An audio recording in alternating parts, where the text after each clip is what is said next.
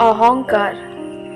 এসময়ত এখন গাঁৱত এজন ভাস্কৰ্য শিল্পী বাস কৰিছিল। তেওঁ এনে মূৰ্তি নিৰ্মাণ কৰিছিল যিবোৰ দেখি সকলোৰে মনত মূৰ্তিবোৰ জীয়াই থকাৰ ভ্ৰম হৈছিল। ওচৰৰ সকলো গাঁৱতে তেওঁৰ নাম আছিল, যদিও সেই ভাস্কৰ্য শিল্পীজনে তেওঁৰ শিল্পকলাৰ বাবে অতি গৌৰৱ কৰিছিল।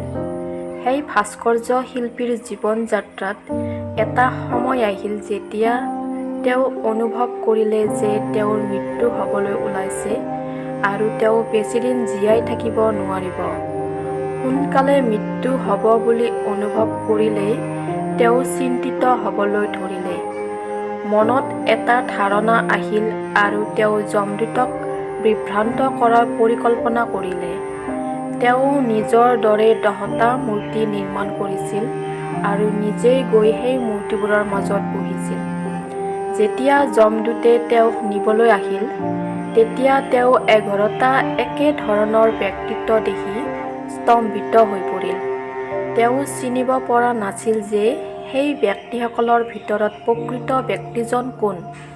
তেওঁ ভাবিবলৈ ধৰিলে যে এতিয়া কি কৰা উচিত। ভাস্কৰ্য শিল্পীৰ জীৱন ল'ব নোৱাৰিলে তেতিয়া সৃষ্টিৰ নিয়ম ভংগ হ'ব আৰু সত্য পৰীক্ষা কৰিবলৈ মূৰ্তিবোৰ ভংগ হ'লে তেতিয়া শিল্পীক অপমান কৰা হ'ব। তেতিয়া তেওঁৰ মনত মানুহৰ স্বভাৱৰ আটাইতকৈ ডাঙৰ দোষ অহংকাৰ পৰীক্ষা কৰাৰ ধাৰণাটো আহিল।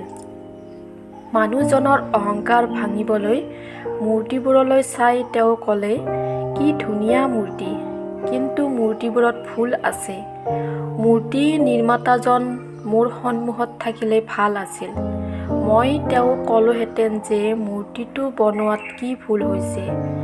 এই কথা শুনি ভাস্কৰ্য শিল্পীৰ অহংকাৰ সাৰ পাই উঠিল। তেওঁ ভাবিলে যে মই মোৰ গোটেই জীৱন মূৰ্তি নিৰ্মাণৰ বাবে উচৰ্গা কৰিছোঁ, মোৰ মূৰ্তিবোৰত কেনেকৈ কিবা ভুল হ'ব পাৰে। তেতিয়াহে মানুহজনে কৈছিল, "কি ভুল?" লগে লগে যমদূতে মানুহজনক চিনি পালে আৰু তেওঁক ধৰি লৈ গুচি গ'ল।